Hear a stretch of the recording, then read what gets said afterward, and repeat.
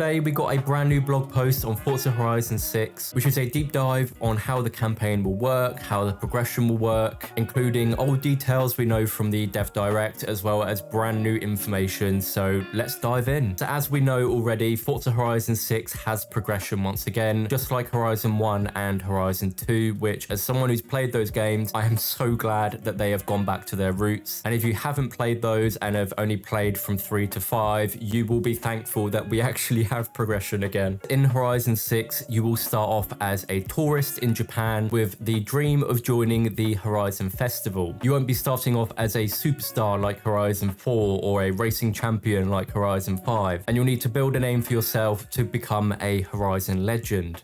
You'll have two new characters joining you on your journey called May and Geordie, and they'll help you qualify and discover everything Japan has to offer. Geordie is a passionate motorsports enthusiast, with May being an experienced Japanese car builder who will provide you cultural insights and introductions on your journey throughout Japan. And it says here that you can join her for authentic day trips to experience the unique brilliance of each region, and she'll be there for you every step of the way to Legend Island, which I'll go into more detail in a bit because we have some new stuff on Legend Island. Make sure you stay tuned. So going back to being a tourist, to get into the Horizon Festival, you will need to complete the qualifier and invitational events, which will earn you your first wristband. If you didn't already know, wristbands are back. There are 7 in total, going from yellow all the way up to gold. And looking at Horizon 1, I don't know if they're going to specifically use the exact same color layout, but yellow was the starting wristband. You then earned a green,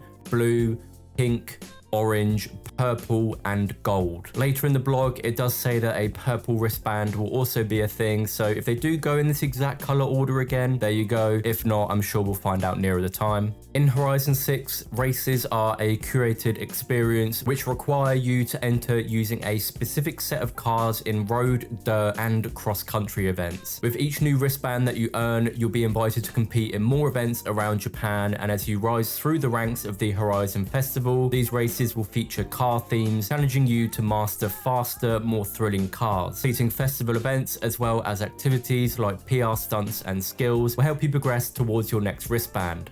Now, for some reason, they don't specify on what the progress is towards your next wristband. I'd assume it will be similar to Horizon 1, where, for instance, if you had the yellow wristband at the start of the game, each event would award you 100 points until you made it to the next wristband. I've got a feeling it will probably be very similar to that, but for some reason, they haven't gone into detail on what it is. So for now, we'll just go with that. After a race has been completed for the first time, the race customizer will be unlocked for that specific event, which again is another really good thing with progression. Using the Crew Motorfest as an example, in a playlist you have to finish the entire playlist to unlock the custom mode for the event. So in a way this is very similar. Once you complete one of these specific Horizon events, you'll then be able to go in it and do whatever you want, use whatever car you want, and so on. They also go into details on the setup menu where you can have up to 11 drive avatars. You can change the season, the weather, time of day, time progression, number of laps, rewind availability, camera lock, and traffic.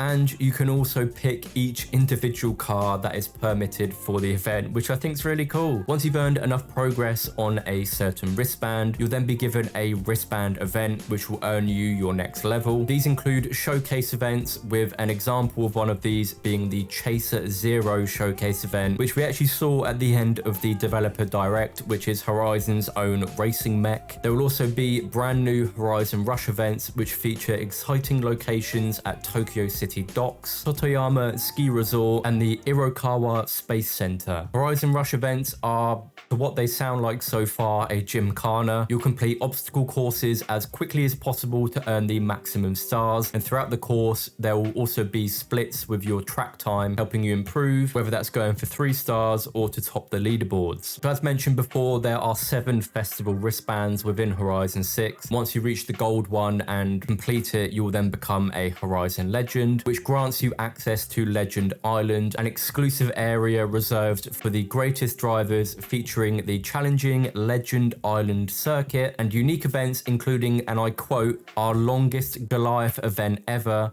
the Colossus, which loops the entire map on the freeway. A bit confusing there as they say the longest Goliath and then also say the Colossus, which in Horizon 5 are two completely separate events. But regardless to that, this whole event being on the freeway just goes to show how big the map's going to be if they said it's the biggest Goliath event ever. So that's something to definitely look forward to.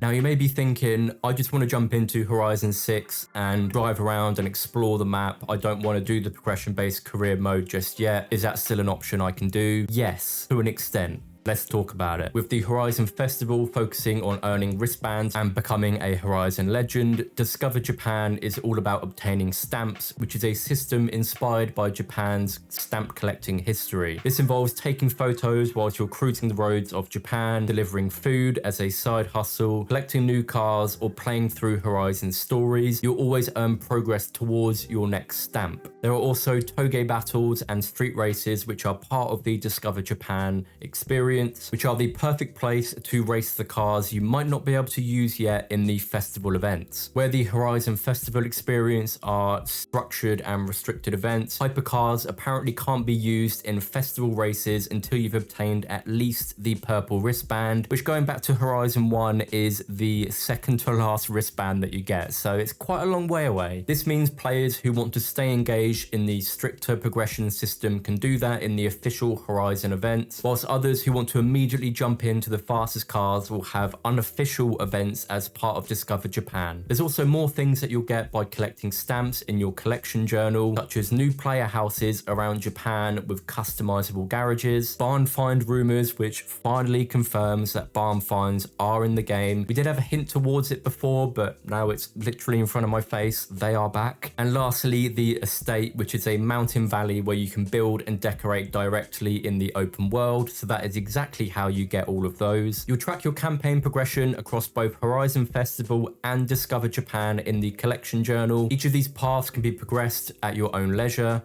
It's also apparently where you can redeem unique rewards for completing specific activities and challenges, which will include cars, credits, and cosmetic items. And that is everything that is brand new to the progression in Forza Horizon 6's campaign, as well as the new Discover Japan, giving us two different ways to play through Forza Horizon 6 and enjoy it however you want. They then finish off the blog post reminding people that cross-save between Xbox Series X and S, Xbox on PC, PlayStation 5, and Steam is supported, meaning if you play on Xbox and then you pick it up on PlayStation, for instance, all of your save data will transfer across to that. And they also say that there'll be more blogs coming soon with details on Forza Horizon 6, including car culture, sandbox building features, and the PC experience, whatever that means. Anyway, that is everything covered. Let me know your thoughts on this down in the comments, but man, I am so glad to hear that they've done progression right again.